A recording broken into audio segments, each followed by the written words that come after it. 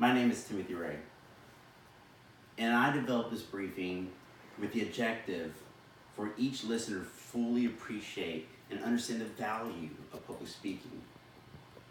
Did you know, according to SCI.com, that individuals that are not proficient in public speaking make on average 10% less than those who do?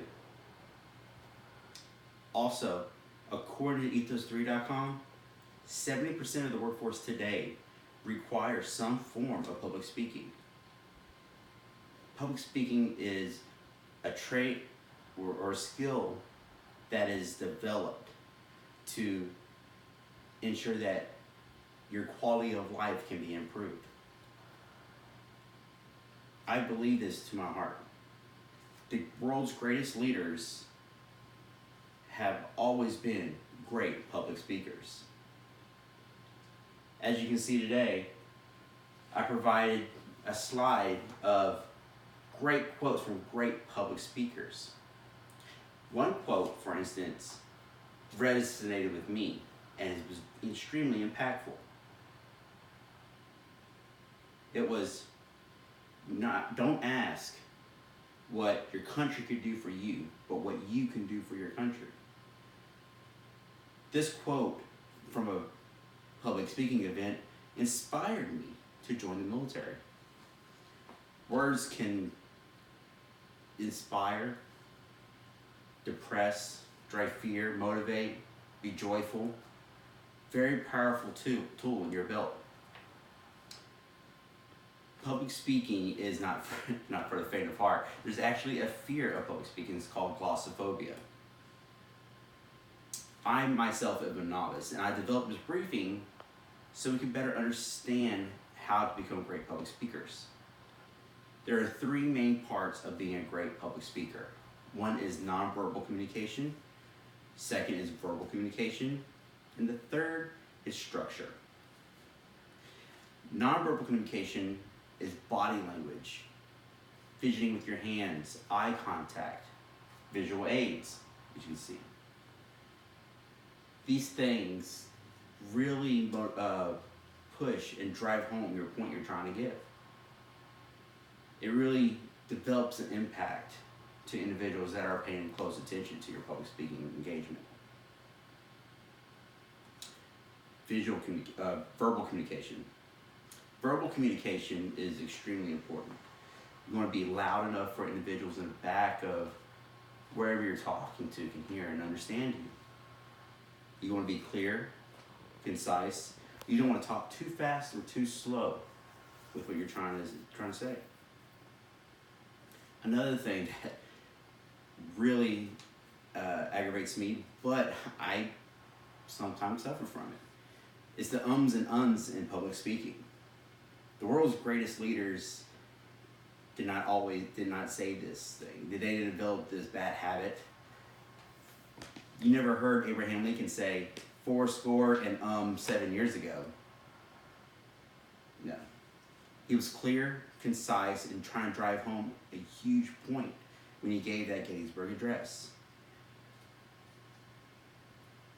Another thing is structure. Now, when we develop a structure to public speaking, you want to understand what, when, and why. You want to understand your audience.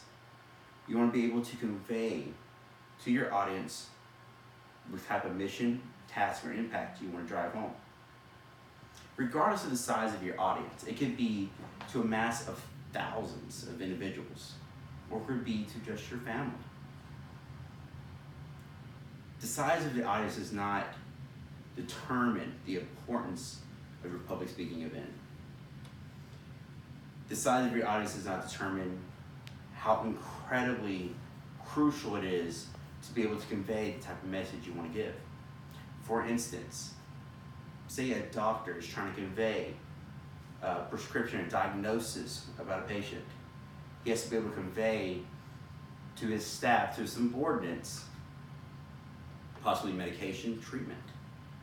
It could be incredibly harmful or even fatal to that patient if his words are misconstrued or not heard at all.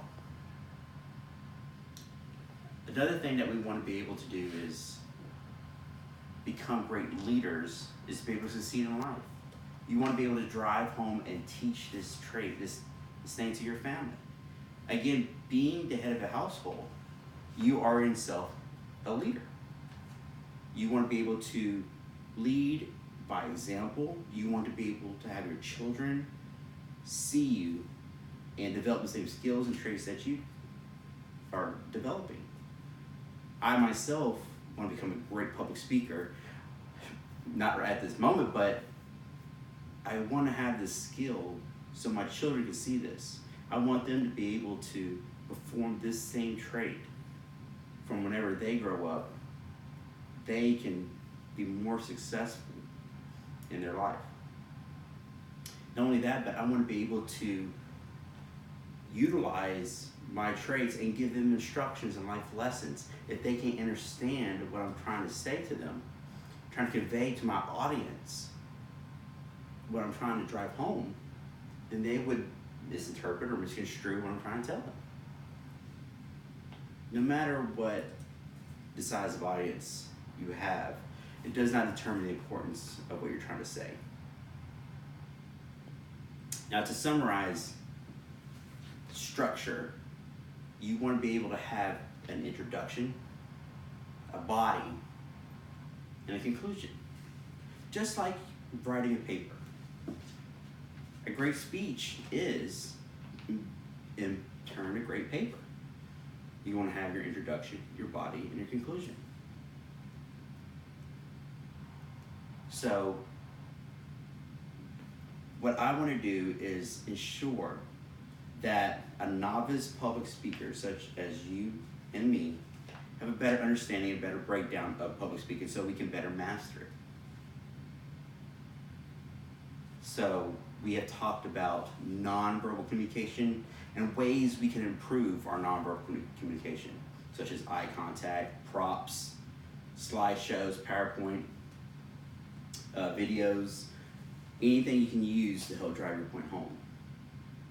Second is verbal communication, being articulate and verbose in what you're trying to say, trying to enunciate and be loud enough for individuals in the back to hear you.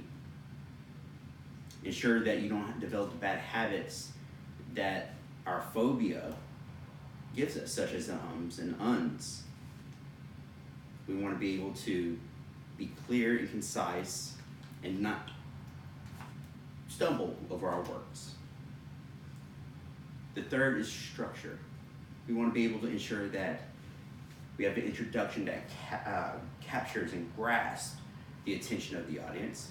We want to have a body of instructions to give to our audience, and then we want to have a conclusion to summarize what we're trying to convey.